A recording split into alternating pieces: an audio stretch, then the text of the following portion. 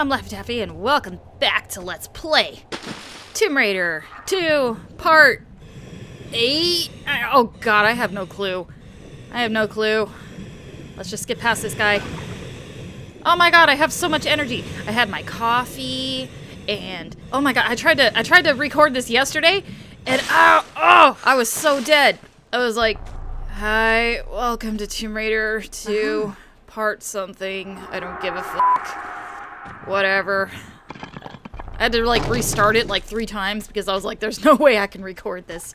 I don't know why I was so dead tired yesterday.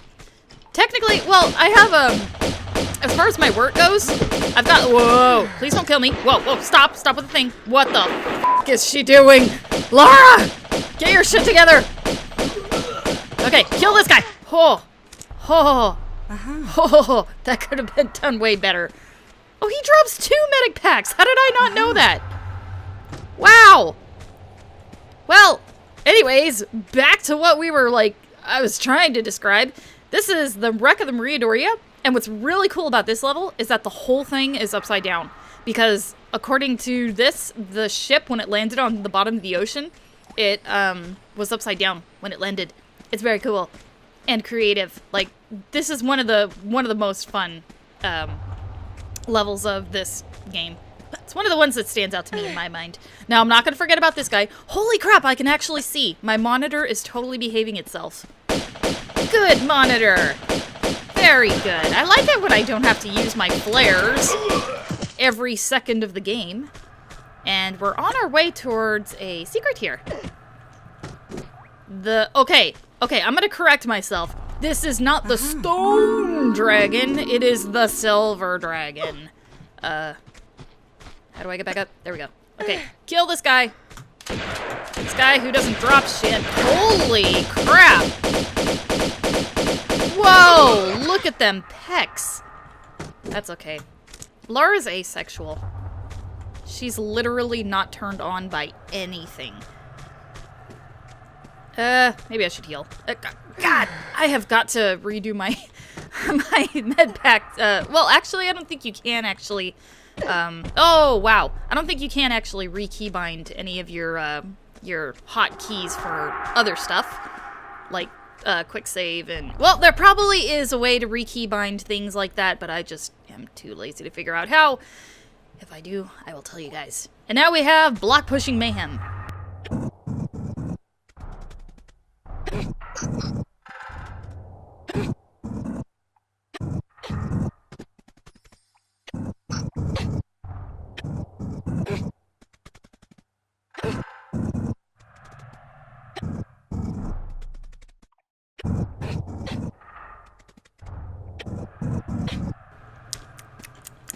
Coffee. Coffee. Oh, not this way. Iced caramel macchiato for the win. I got myself a big one this time because, oh my god, I'm gonna need my big guns for this. Die! Ow! Kill the dude! Ow! Oh, that was way too many punches than I probably should have done. Or probably should have taken. Yeah, I'm addicted to coffee now. I can't help it. Oh my god, you guys. What I had to go through to get my coffee this morning. I, like, went out, because, like, I live with my aunt, and I live with my boyfriend, and I live with his aunt. I just call her my aunt because, basically, me and my boyfriend have been together for 10 years. I mean, we're basically married. Like, I've been kicking his ass the past couple of, like, probably the last year and a half, because I tell him, I want to be married. I don't care that we don't have, like, our own house and that sort of thing. We've been together for 10 years. We're basically going to be together forever at this point. Like, it's pretty much given. I want to be married, or at least engaged. I want a wedding, I want a ring on my finger, and I want, like, some sort of progress. Like basically, to be married. I don't care if he proposes to me with a plastic ring that he got out of a 25-cent machine, or if he proposes to me with a lollipop thing. I don't care if he proposes to me in a McDonald's. I really don't care. I just want that. I just want to be married. And it's kind of funny because I'm the girl and I basically don't care how we get married or how he proposed to me or anything like that. I just want it. And he's the guy, and he's the one who's like being really picky about it. He wants it to be nice and beautiful, and he wants it to be in a really nice place with everybody around that's like super memorable and stuff like that. And I told him I really don't care about the ring. He wants it to be like a nice fancy ring. I don't care. I just want it to happen. Wait. Oh, super creepy bathroom. I'm trying to remember how I did this, because I actually recorded this before, and now I'm recording it again. Loud, creepy music. Creepy bathroom music. Of course, we all know that creepy stuff happens in bathrooms. Pop this button. And now we'll head back up into that area. There was actually something that I skipped in there, but we'll get it later. But, yeah, going back to what I was saying about me living with my boyfriend and living with his aunt. And his aunt has a car, and he has a car, and I have a car. Well, let's say that I've had, like, several cars. Well, I've had 3 cars. My first car was a Toyota Camry. Little old, I think it was like a 1992 Toyota Camry. Nice little car. It was my first car. I was kind of stupid when I was young. And let's see, like 2 weeks like a year after I got my Camry, then I crashed it into a tree at like 55 miles an hour. And then got that fixed. And then about maybe 3 years after that, when I was in college, actually, I think we can go through here.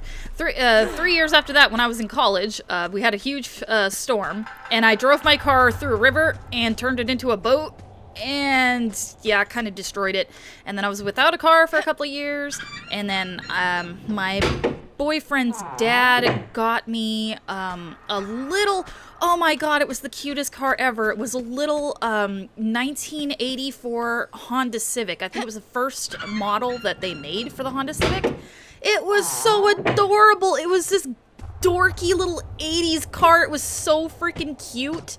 It was like, it was so tiny. I could only fit in it. Like, I was the only person who could fit in my car, except for my mom and my older brother, because my older brother is like super, super skinny.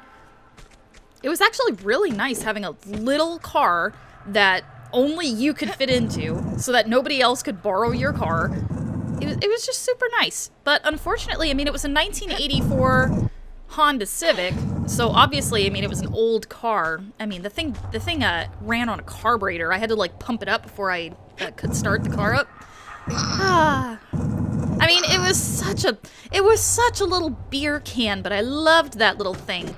And unfortunately, like, when I had the car, I was kind of like, I could not find a job at the time, so I just could not maintain it. And by the time, I think I had the car for like 3 years, and by the time I was able to finally afford, I finally got my job at my ranch, and I was finally making money, and the first thing that I started doing with my money, I was like, get my car back in order.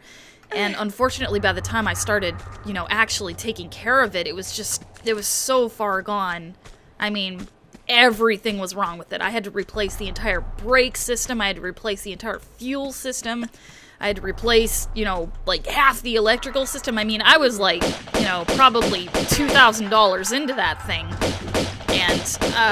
And it just was not reliable. I mean, I had to, drive several miles every day to get to the second location at work, and I just could not use the car, which made me sad because I loved that little thing. And then finally, I finally went in to take it at, I finally went in to give it a smog check.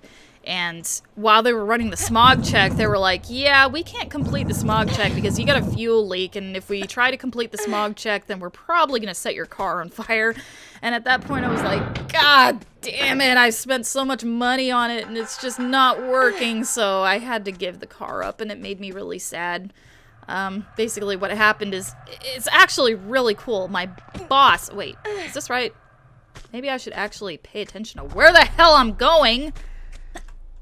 But what was actually kind of neat is that my boss gave me her 1990 Jaguar, which was actually really friggin' nice of her. I mean, she gave me her car, like, for free. And what was really, really funny is that she said, you know, I know you love your car. I know you love that little Honda. So what we're going to do is I'm going to let you drive my car. I'm going to let you drive... Oh, God, did I do this wrong again? No, I didn't. I'm going to let you drive my Jaguar for an entire year just so you can test drive it and check it out and all that sort of stuff and decide that this is really the car that you want and that you can be guaranteed that this car is not going to break down on you. So I was like, oh, that's friggin' cool. So I went and took the car, drove it around for an entire year, you know, did the usual stuff, got the, you know, oil change and that sort of stuff, all the usual. And the car was great. And finally I decided, you know what? She's giving me this car for free and it runs well and I just cannot, I can't use my Honda anymore. So I finally wound up selling my beloved little Honda for, I think it was like $400. It was super cheap. And I got rid of the thing. And let me tell you guys, I swear to God, like, as soon as I went to put the Jaguar in my name, went to get it a smog check, didn't pass smog. It was $400 to get the damn thing to pass smog. Did I do this wrong? I think I might have done this wrong. God damn it.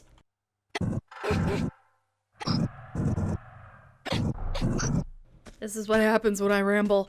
No, it was like $450 to get it to pass smog. And then, okay, here's the scary thing. Scary thing!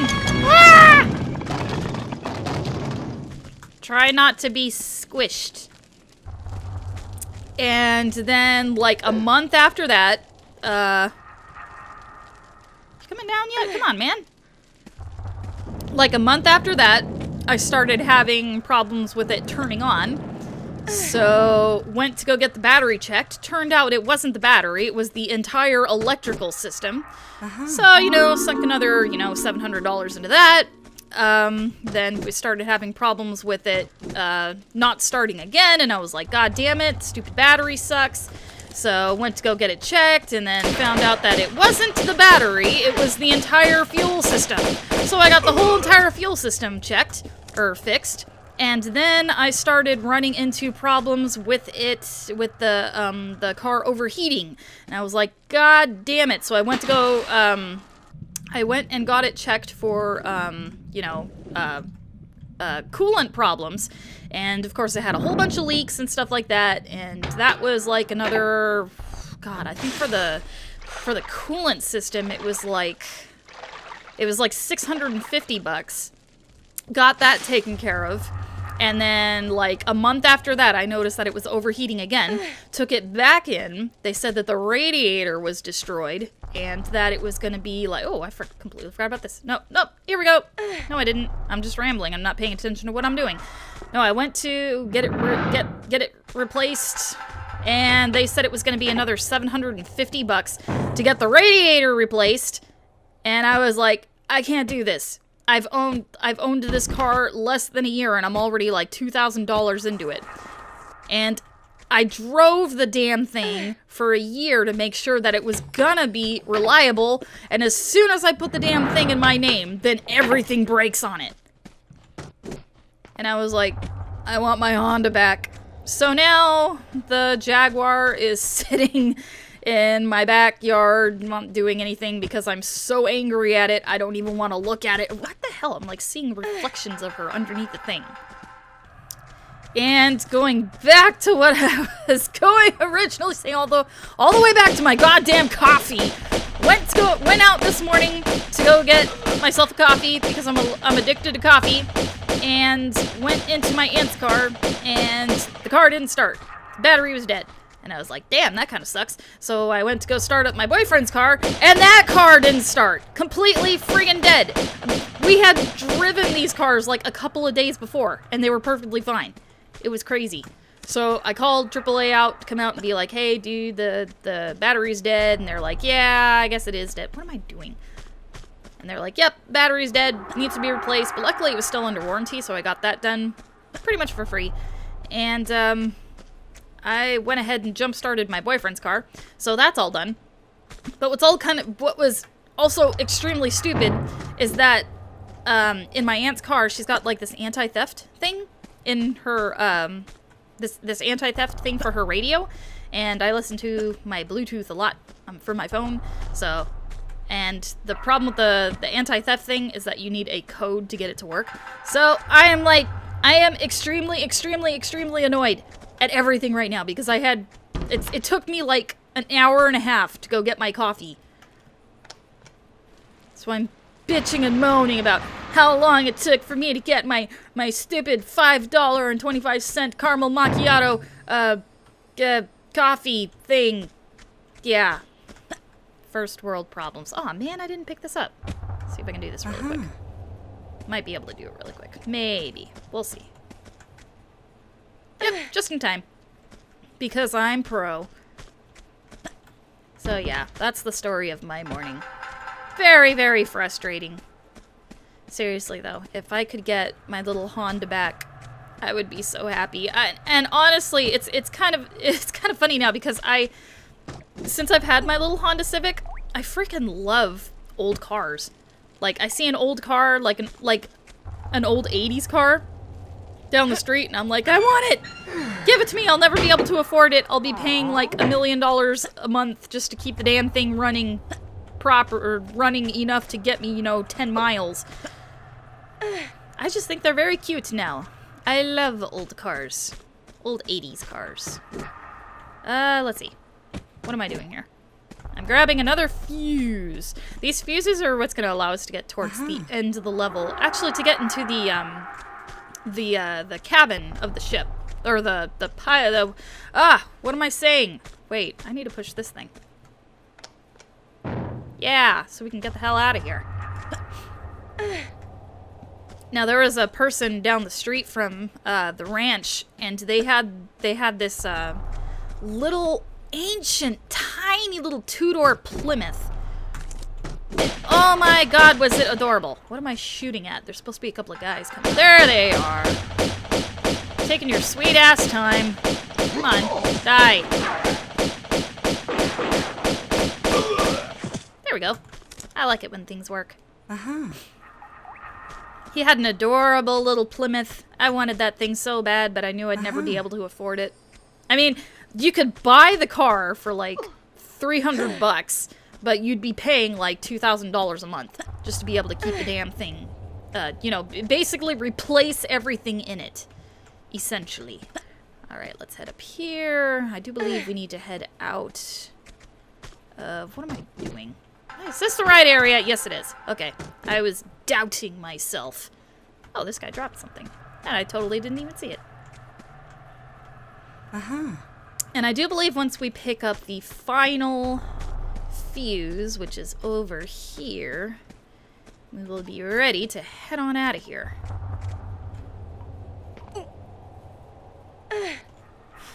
So that's the story of my day.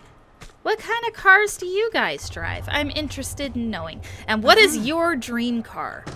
My dream car is like a really nice friggin' truck. Like preferably like a 4-door truck, or maybe, I guess I could go with an SUV. Basically, I know that at some point in my life I'm going to have to buy horses because I guess I just need horses in my life. It's not even a matter, it's not a question. Because I mean, I've always been a horse enthusiast. And when I say horse enthusiast, basically what that means is I enjoy being in a lesson environment. I love learning. Like, my boss just asked me the other day when I was out, and she was out giving us a lesson. She said, really, what is it that you want to do? Like, what is your goals? What is your goal with horses? And I said, honestly, I have no idea what I want. I don't know if I want to, like, do barrel racing or, be a farrier or whatever, or dressage or anything like that. Honestly, what I love doing is I just love learning. I love exploring everything that there is to do with horses, and which was kind of frustrating because I know she's trying to, basically what she's trying to do, she's trying to figure out what exactly my goal is with, or what exactly my dreams are with being around horses so that she can help me get to that point. And I just have no idea what it is that I want. But one thing I do know for sure is that I do just always have to have horses in my life, because I tried at one point, because when I was younger, and, you know, I had like, you know, 5 or 6 horses to play around with. And the problem is that there's nobody else around me, or there was nobody else around me, that was interested in horses at all. Like, there was my mom, who was sort of interested in horses when she was a kid, but not anymore. And I live in an area where it's horse country, but it's like dying horse country. It's all horse property, but nobody really owns horses anymore. They're all sort of like phasing out of it. All the horse property is just kind of being taken over by I don't know, other stuff. So I'm kind of like a dying generation, or part of a dying generation that actually is interested in horses. But there's nobody else that is, so I was always kind of by myself when I was, you know, trying to do things with horses. Like, I'd, you know, ride my bike over to my neighbor's house and go ride their horse for, you know, an hour or two. But the thing is, I never really wanted to just ride a horse or anything like that. I always wanted to learn. Like, if I was going to ride a horse, I was going to want to be learning something, or I'd like to learn, or I'd like to teach the horse something. And the problem was, I could never really do that with a lot of confidence, because I never really, I could never really, like, I was never really sure of what I was doing. So what was kind of annoying is that there was finally a point. I'm just gonna wade through here so I don't have to edit this later. You can deal with it. Actually, let's go this way. This way might be a little better. There we go. Creepy music. But I did get to a point where I was like, you know what? I'm so tired of struggling to do this by myself. I'm so tired of having to, you know, ride other people's horses and, you know, never really be able to learn that much. I don't have the tools that I need to be able to learn what I'm trying to learn. So I felt, whoa. Hello. Yeah, yes, we are on the bridge of the Enterprise. And it's underwater. And apparently the glass is strong enough to hold the water out. Don't question things. Don't question Tomb Raider. But I finally got to a point where I was like, you know what? I just need to give this up. I don't have the tools that I need to be able to get to where I'm going. I'm, you know, probably gonna cause more damage to myself and to the horses that I'm working with. I can't do it.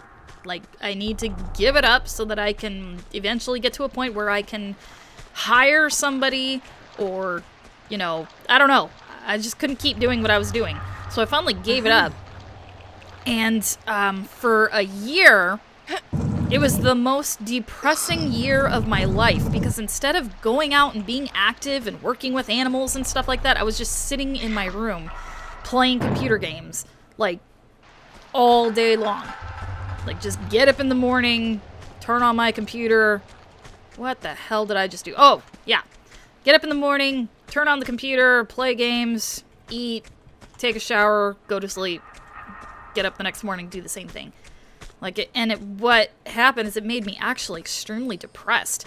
And what was funny about it was that I didn't realize just how depressed I was, because I was getting up in the morning and I was playing games, and I was like, well, they're video games. I should be, you know, having fun. Whoa! Damn!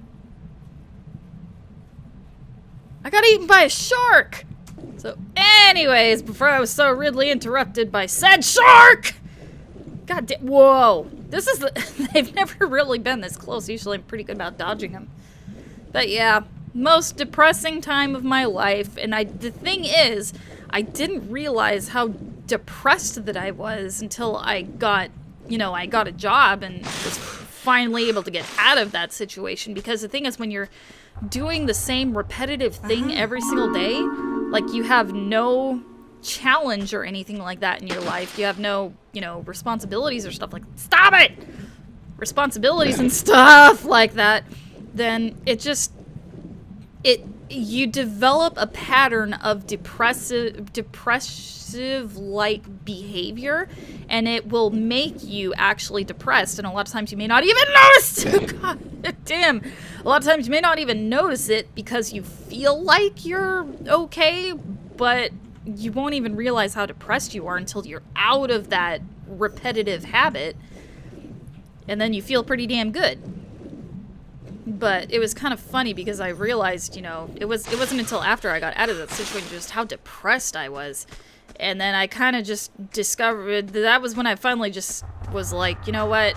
It's not even a question anymore. It's just something that I have to have in my life. So, yeah. Yep.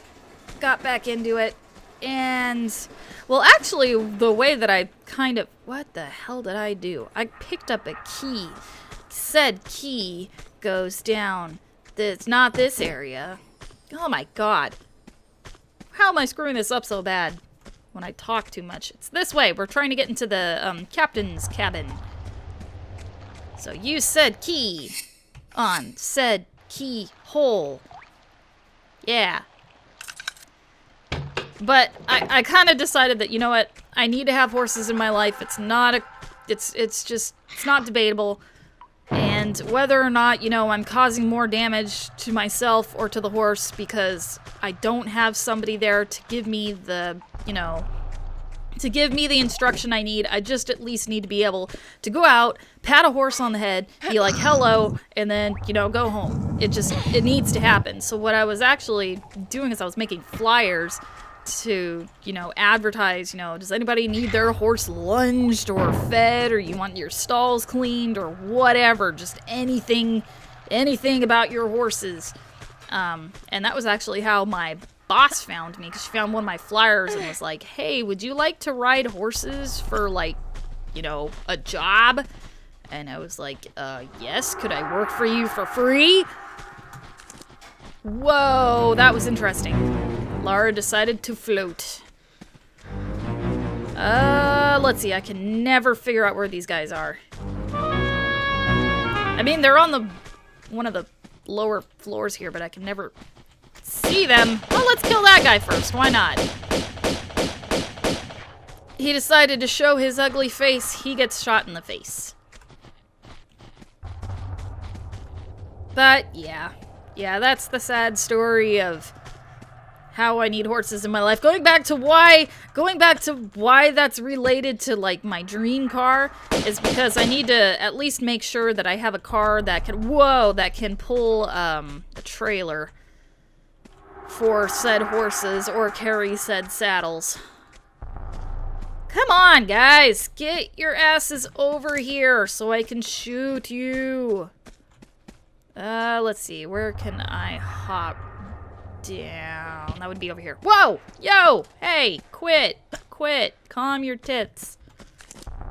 Let's make sure I have the correct guns pulled out here. And I do believe I can drop down here. Yes, I can. Okay, let's kill. Kill. Would you guys? Seriously? Stop moving! Where are they? God damn it, will you hold still?